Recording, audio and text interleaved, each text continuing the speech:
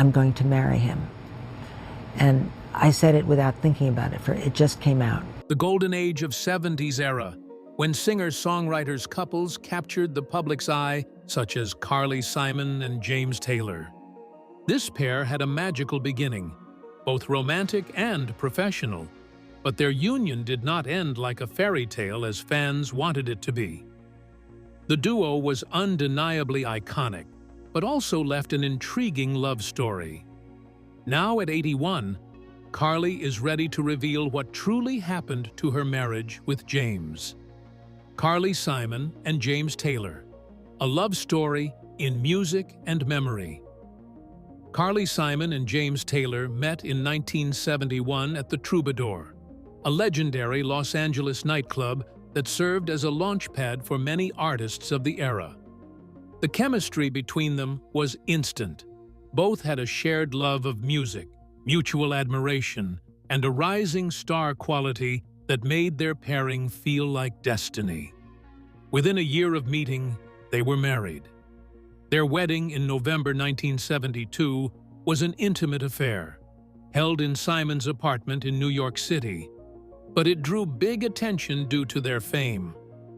At that point, both were enjoying major career success. James Taylor was already a household name thanks to hits like Fire and Rain and his emotionally raw songwriting. Carly Simon had released her breakthrough hit, You're So Vain, and was rapidly becoming a voice for women of the era. When they married, it wasn't just two people coming together. It felt like a musical alliance that could redefine the genre. As newlyweds, Simon and Taylor continued to grow professionally. What made their marriage unique was the way it spilled into their music. They didn't just support each other's work. They often collaborated, harmonizing on stage and in the studio. Their voices blended beautifully, and fans couldn't get enough of seeing their love play out in music. They also started a family, welcoming daughter Sarah Maria Sally Taylor in 1974 and son Benjamin Ben Taylor in 1977. Both children would go on to inherit their parents' musical talent, eventually carving out their own paths in the industry. Life at home, as Carly later described, had moments of deep joy. Raising children, making music, and navigating fame were all part of their everyday rhythm. Yet behind the scenes, the relationship had its struggles. Fame brought pressure, and so did their personal demons. For James Taylor, heroin addiction became a serious issue. Carly Simon has openly discussed how difficult this was for their family. His addiction and emotional distance placed immense strain on their marriage, and though they tried to hold on, the cracks began to show. The end of an era. After 11 years of marriage, Simon and Taylor's love story came to a quiet but devastating end in 1983. It wasn't the kind of breakup marked by one explosive moment or public scandal. It was something far more tragic.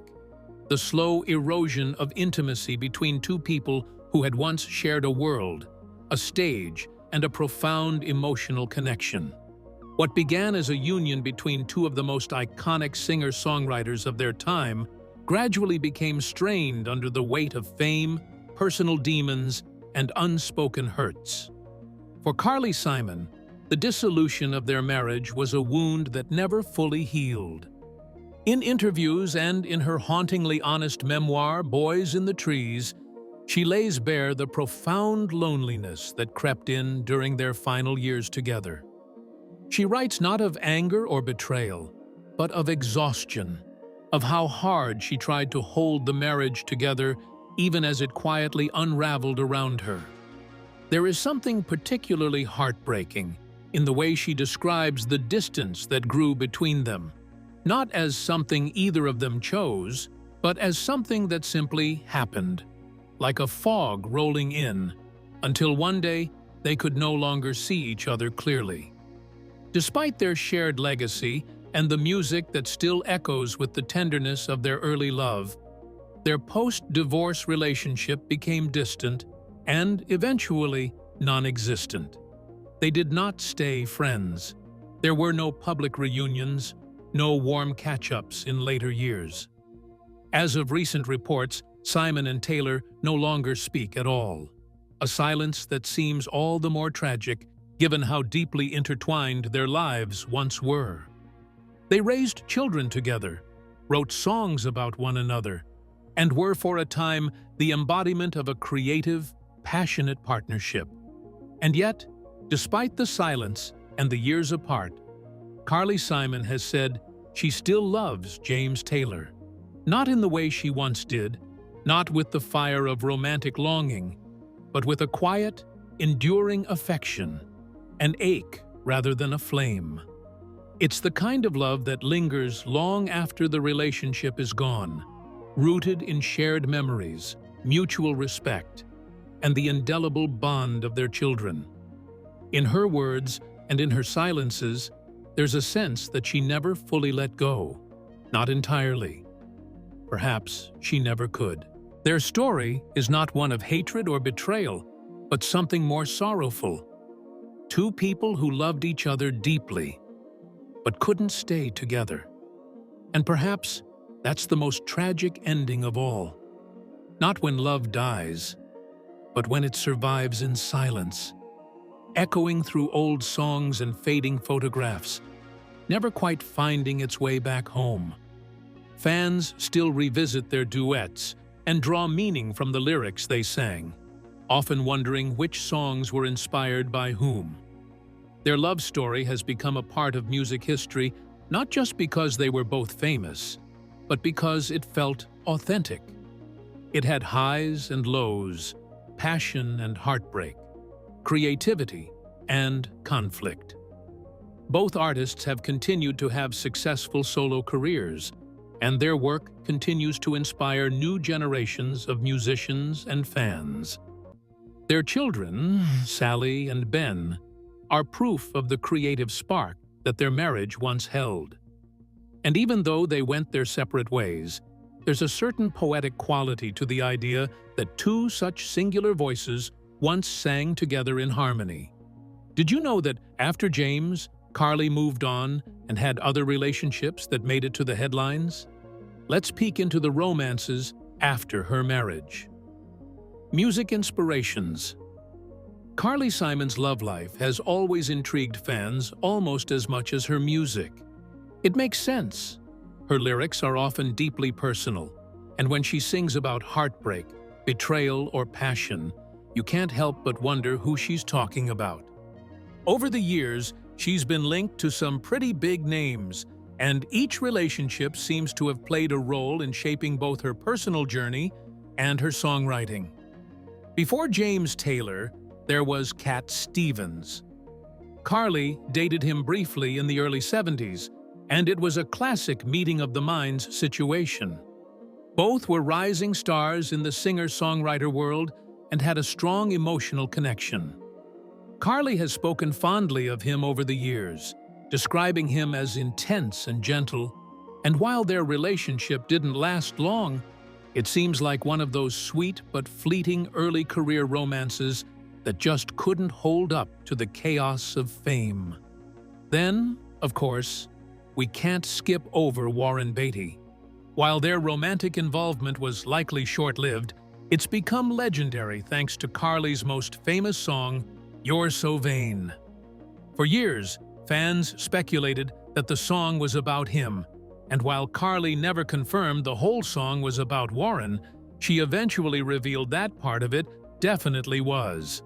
Beatty, ever the Hollywood heartthrob, apparently called Carly to thank her for the song, because of course he assumed the whole thing was about him. And honestly, that just kind of proves the point, doesn't it? Another name that comes up is Kris Kristofferson. Though not much detail has ever been confirmed, Carly has hinted at a brief involvement with the rugged country songwriter and actor. He was part of that same creative crowd she ran with in the 70s, and their paths definitely crossed professionally and socially. It's the kind of connection that might have been more of a fling or a spark that fizzled, but it still adds to the fascinating tapestry of her love life. There was also Mick Jagger, who may not have dated Carly in a traditional sense, but definitely had a unique bond with her. He famously sang uncredited backing vocals on "You're So Vain," and there have always been rumors about some flirtation, or maybe more, between them. Carly's acknowledged that there was tension and chemistry, but nothing officially romantic ever seemed to come of it, at least publicly. Still, the energy between them definitely helped elevate that track into something unforgettable. Later in life, after her divorce from James Taylor, Carly had a relationship with writer and journalist Jim Hart. They married in 1987, and at first it seemed like a quieter, more stable chapter for her. But over time, things got complicated. Jim eventually came out as gay, which led to the end of their marriage in the early 2000s.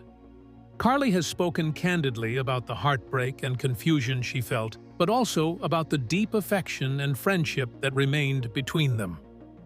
Grace, grit, and the melody of a life well lived. Simon has always been one of those artists who felt both larger than life and yet somehow incredibly grounded.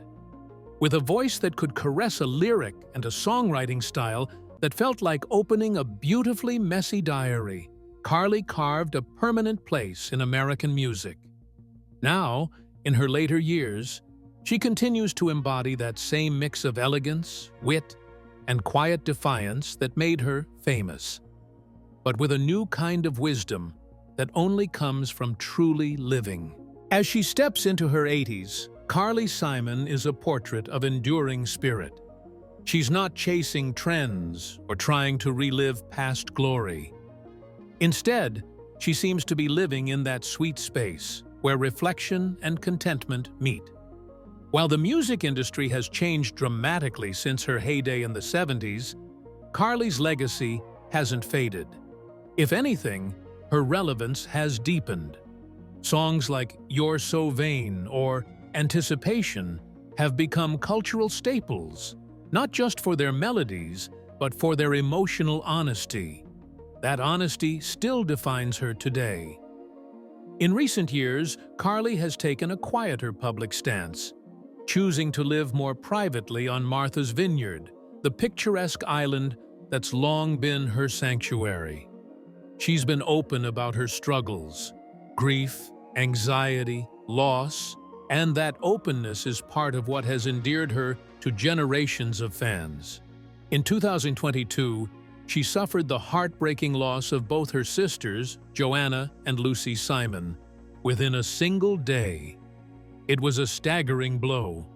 Carly described herself as filled with sorrow, and yet, true to her resilient nature, she didn't retreat completely. That's Carly, always honoring her emotions without letting them define her completely. She still appears now and then in interviews or special events, and when she does, there's a warmth and wit that hasn't dulled. She'll crack a joke, reminisce about old friends like James Taylor or Mick Jagger, and speak fondly of her children, Ben and Sally. There's a sense that she knows she's lived an extraordinary life, but she's not interested in bragging. She's more likely to laugh at her own insecurities or marvel at how much the world has changed. Carly Simon, as a senior, doesn't look or sound like the cliché of aging. She's not obsessed with looking young or keeping up appearances. She wears her age with grace. You get the sense that she's made peace with the idea that time moves on, and she's decided to walk alongside it rather than try to outrun it. That's rare in any field, especially in the youth-driven world of entertainment. And yet, there's still creativity there. Whispers of new music have surfaced now and again. She published a candid, funny, and poignant memoir, Boys in the Trees, in 2015, which pulled back the curtain on a life filled with love, heartbreak, success, and the constant hum of insecurity that even fame couldn't quiet. It's one of the most honest celebrity memoirs out there, full of poetry, confusion, and unfiltered insight. She's not afraid to admit when she got things wrong or when she felt out of place. That vulnerability is a big part of her lasting appeal. What's truly special about Carly in her later years is that she hasn't let the spotlight define her. She's still the artist, the poet, the mother, the woman with a wild sense of humor and a fearless heart. And while she may not be touring stadiums or topping charts, she's still influencing younger artists and resonating with fans of all ages. Her later years aren't a quiet fade into obscurity. They're a continuation of the life she's always lived. Thoughtful, soulful, and entirely her own. If her earlier life was the melody, her senior years are the harmony, more complex, perhaps a little softer, but just as vital. Do you still listen to some of her music nowadays? Let's find out why Carly Simon reached a type of fame musicians in her years dreamed of. Peak of career. Carly had this signature blend of sophistication, vulnerability, and sass that made her music stand out in an era brimming with talent. Her rise to fame wasn't overnight, but when she hit big. One of her earliest hits, That's the Way I've Always Heard It Should Be, released in 1971, put her on the map. The song, a melancholic look at marriage and domestic life, wasn't your typical pop single. It was mature, a little haunting, and way ahead of its time. It climbed into the top 10, a major achievement for a debut single, and set the stage for a career that would be anything but ordinary. But it was in 1972 that Carly Simon really sealed her spot in music history with You're So Vain. This wasn't just a hit, it was a cultural moment. The song skyrocketed to #1 on the Billboard Hot 100 and became her signature tune. Everyone wanted to know, who was it about? Was it Mick Jagger? Warren Beatty? The mystery only added to its allure. The lyrics, dripping with irony and perfectly delivered with Carly's cool, detached vocal, made it one of the most recognizable and talked-about songs of the decade. What's amazing is that the song didn't just top the charts. It had staying power. Decades later, it's still referenced in pop culture and played regularly on classic rock and adult contemporary stations. That era, early to mid-70s, was really the peak of Carly Simon's commercial success. Albums like No Secrets, 1972, and Hot Cakes, 1974, were massive. No Secrets especially was a juggernaut, going multi-platinum and producing more hits beyond You're So Vain, including The Right Thing to Do. Her voice had a kind of emotional intelligence to it. She wasn't just singing about love and heartbreak, she was dissecting it, owning it. In 1977, she released Nobody Does It Better, the theme song for the James Bond film The Spy Who Loved Me. That track became another huge hit and proved she wasn't just a 70s act. She could evolve with the times and still top charts. It reached #2 on the Billboard Hot 100 and remains one of the most beloved Bond themes ever. What's interesting about Carly Simon's career is that, while she had these undeniable pop hits, she was never just a pop star. She wrote much of her own material, and her albums often contained deeply personal songs that reflected her real-life relationships, anxieties, and triumphs. Her marriage to fellow singer-songwriter James Taylor created a musical power couple that defined the era, though their eventual divorce added a bittersweet edge to some of her later work. By the late 70s and early 80s, her mainstream popularity began to wane a bit, but she remained a respected and influential figure. Her 1987 album Coming Around Again featured the title track, which did well on adult contemporary charts and marked a bit of a comeback. All in all, Carly Simon's peak was definitely the 70s, especially the stretch from 1971 to 1977. But even beyond chart success, her influence as a smart, emotionally fearless female artist helped pave the way for generations of women in music. She wasn't afraid to be biting, to be sad, or to call someone out in a song. And that kind of honesty is timeless. The complications of fame. With her distinctive voice, emotionally raw lyrics, and flair for poetic storytelling, she carved out a place for herself in the pantheon of singer-songwriters. But like any major public figure, especially one who became famous during an era defined by rapid cultural shifts, Simon hasn't gone through her career without facing some criticisms and controversies. Let's take a look at some of the more notable and sometimes petty ones that have followed her over the decades. Mystery of You're So Vain. It's impossible to talk about Carly Simon controversies without bringing up You're So Vain. Released in 1972, the song was a massive hit, and it's arguably the most enduring track in her catalog. The controversy? Nobody knew, at least for decades, who the song was really about. The lyrics drip with scathing contempt for a narcissistic ex-lover, and everyone wanted to know, who was the vain one? For years, Simon played coy, only giving breadcrumbs to the public. Was it Mick Jagger, who sang background vocals on the track? Warren Beatty? Chris Christopherson? James Taylor? Her ex-husband? She once said, "You're So Vain" isn't about just one person, which only stirred the pot more. Eventually, she admitted that at least one verse was about Beatty, but the full picture has never really been confirmed. Some people loved the mystery. It was clever, kind of empowering, and definitely buzzworthy.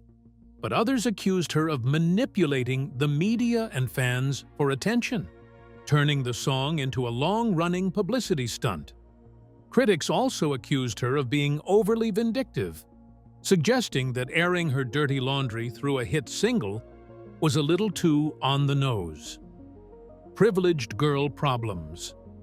Another recurring critique aimed at Carly Simon is the notion that she had an unusually easy path into fame, especially compared to other artists struggling to break into the industry. Her father, Richard L. Simon, co-founded the publishing powerhouse Simon & Schuster. That kind of family connection gave her a significant leg up, and critics have pointed out that her background afforded her opportunities that weren't available to most musicians. To be fair, Carly has never really denied her privileged upbringing.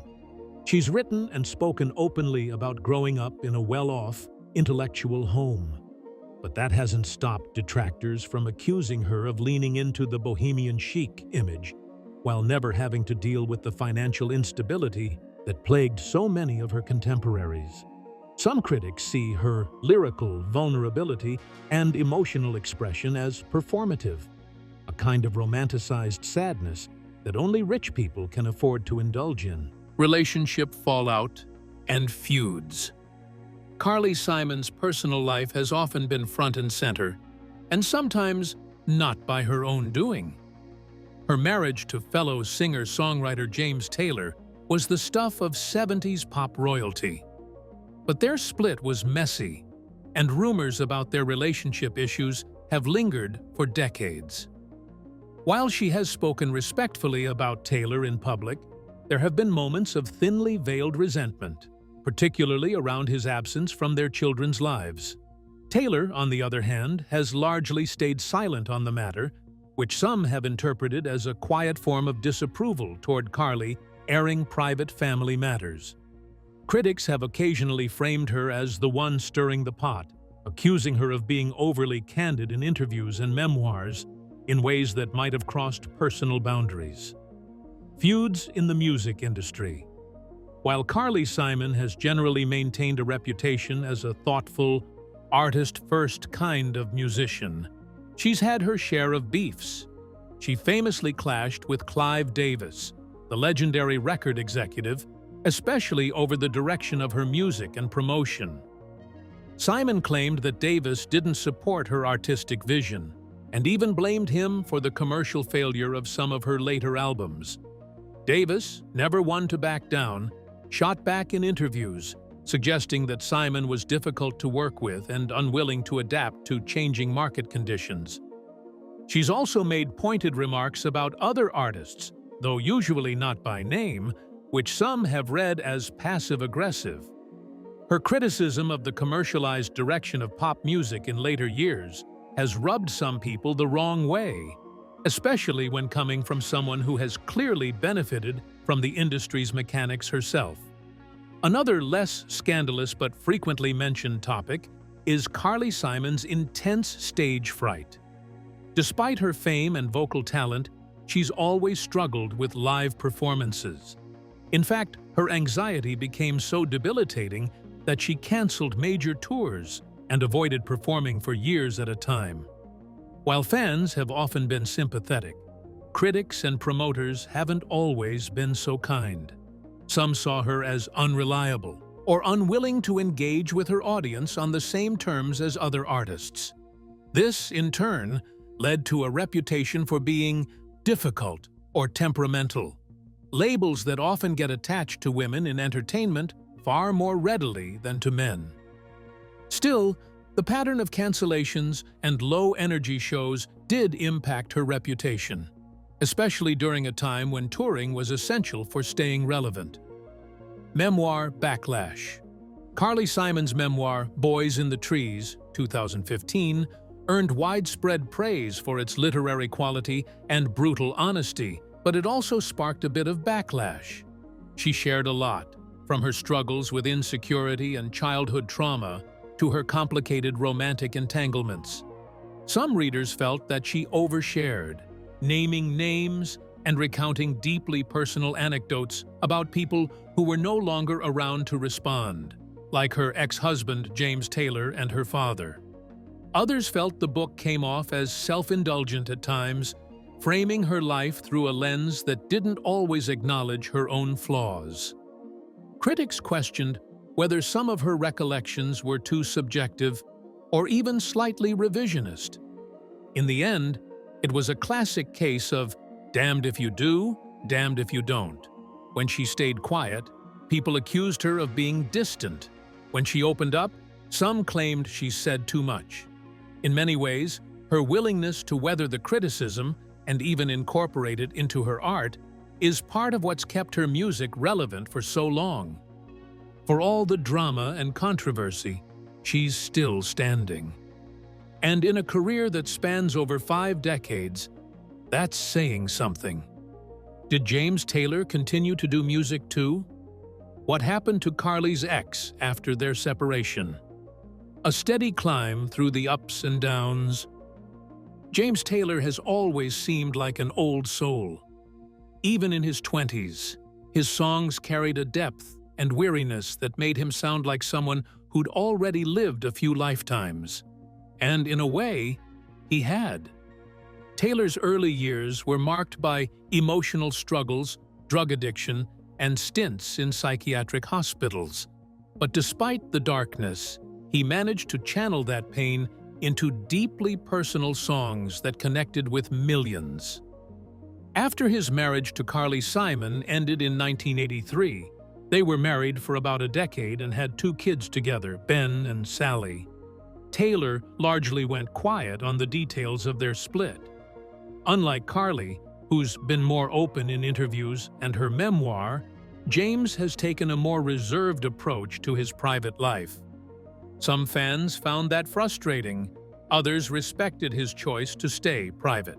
James eventually found peace in both his personal and professional life.